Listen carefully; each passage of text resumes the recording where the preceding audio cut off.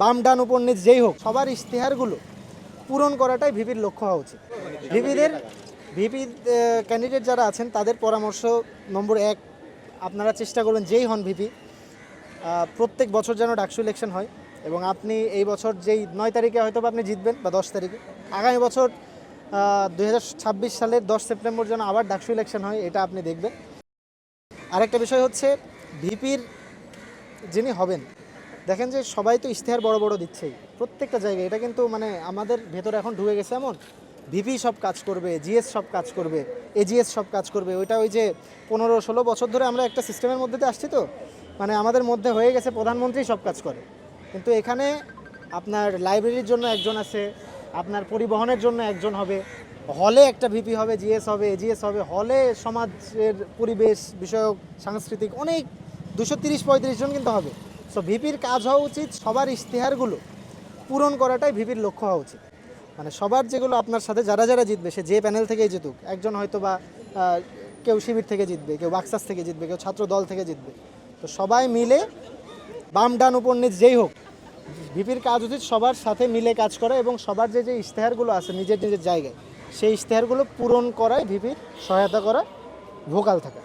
একজন স্টুডেন্ট হিসেবে আমি চাই যে প্রত্যেক বছরই ডাকসু ইলেকশন হোক এবং সেই ধারাবাহিকতা যে এবার হচ্ছে এটা আলহামদুলিল্লাহ আমরা সবাই খুশি। এবং এই ক্যাম্পাসে যে একটা উৎসবমুখর পরিবেশ রয়েছে এখন, এই জন্য বেশ ভালো লাগছে আমাদের কাছে। ঢাকা বিশ্ববিদ্যালয়ের স্টুডেন্টরা প্রত্যেকেই আমি বিশ্বাস করি যে সকলকেই সম্মান করে, শুধুমাত্র নারী পুরুষ এটা আলাদা হবে না। আমরা ঢাকা বিশ্ববিদ্যালয়ে যারা পড়াশোনা করি আমরা সবাইকেই সম্মান করি। এখন বাইরে থেকে যদি কিছু হয়ে থাকে সেই ব্যাপারে আমি জানি না, কিন্তু আমার ঢাকা বিশ্ববিদ্যালয়ের স্টুডেন্টরা সবাইকে সম্মান করে। কিছুদিন আগে একজন একটা মন্তব্য করেছিল, তার ব্যবস্থা 6 মাসের জন্য সে হয়তো হয়েছে, এবং এই ব্যাপার যেন নেক্সট টাইম আর কেউ না করে বা এই ধরনের মন্তব্য একজন ঢাকা বিশ্ববিদ্যালয়ের স্টুডেন্টরা যেন না করে, সেজন্য আর কি মানে এটা একটা দৃষ্টান্ত হয়ে থাকবে। আমি মনে করি যে এই ধরনের কথাবার্তা কেউ যদি বলে নেক্সট টাইম থেকে, তাহলে তাকে আরও বেশি আওতায় আনতে হবে। হলে যাব, হলে থাকবো, খাবো, নিজের কাজটা করব, এটাই আমাদের কাজ থেকে। তো পলিটিক্যালভাবে একটা দেশে কি হচ্ছে না হচ্ছে আমাদের অত দেখার বিষয় না, এমনকি ডাকসুরও এটা বিষয় না যে দেশের রাজনীতি কোন দিকে যাবে কি না যাবে, এটা আমাদের বিষয় না। আমাদের বিষয় হচ্ছে আমাদের ঠিক রাখতে হবে।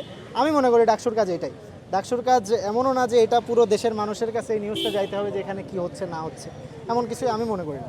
আমি মনে করি যে ডাকসু হচ্ছে স্টুডেন্টদের জিনিস। স্টুডেন্টদের জন্য প্রত্যেক বছর এখানে ডাকসু ইলেকশন হবে। প্রত্যেক বছর যখন এখানে ডাকসু ইলেকশন স্টুডেন্টদের জন্য হতেই থাকবে, তখন স্টুডেন্টদের ভালো হবে। শুধু স্টুডেন্টদের ভালো হবে না, প্রত্যেক বছর যদি ডাকসু নিয়ম করে ঢাকা বিশ্ববিদ্যালয়ে হতে থাকে, তখন দেখা যাবে যে এখন যতগুলো ক্যামেরা এখানে আছে, এতগুলো ক্যামেরা প্রত্যেক বছর আসবে না। তখন এটা একটা নর্মাল একটা অকেশন হয়ে যাবে যে ঢাকা বিশ্ববিদ্যালয়ে ডাকসু হচ্ছে, ওকে ঠিক আছে। কিন্তু এইবার দেখেন যে পুরো বাংলাদেশের মানুষ সবাই জানে। আমি সেদিন ক্যাডেট কলেজে গেছিলাম, আমি পাবনা ক্যাডেট কলেজের এক্স ক্যাডেট, ওখানকার টিচাররাও বলতেছে ফারহান এবার কে ভিপি হচ্ছে, কে জিএস হচ্ছে। তো আমার ক্যাডেট কলেজের টিচারদের তো আসলে ভিপি জিএস দিয়ে কোনো কাজ নাই, কিন্তু যেহেতু অনেক বছর হ্যালির মতো ডাকসু ইলেকশন হয় 62 বছর পর পর, 28 বছর পর পর, 7 বছর পর পর, তো তখন এটা একটা সারা দেশের মানুষের হাইপের কেন্দ্রবিন্দু হয়ে যায়। কিন্তু যখন এটা প্রত্যেক বছর হবে, তখন যেটা দেখা যাবে যে প্রত্যেক বছর নতুন নেতা আমরা দেখতে পাবো।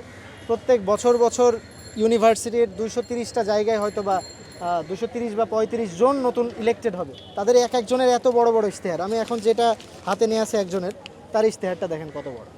তো এই ইশতেহার যদি একজন সদস্যের হয়, তাহলে সে যদি এটা 10%ও পূরণ করে, তাহলে প্রতি বছর যদি ডাকসু হইতো, তাহলে তো আমাদের ক্যাম্পাস তো মানে অনেক উন্নত হয়ে যেত। তো আমি মনে করি যে ডাকসু প্রত্যেক বছরই হওয়া উচিত, এবং এটা আমার বিশ্বাস যে ডাকসু এরপর থেকে আর কেউ থামাইতে পারবে না। প্রত্যেক বছরই ডাকসু ইলেকশন ইনশাল্লাহ হবে।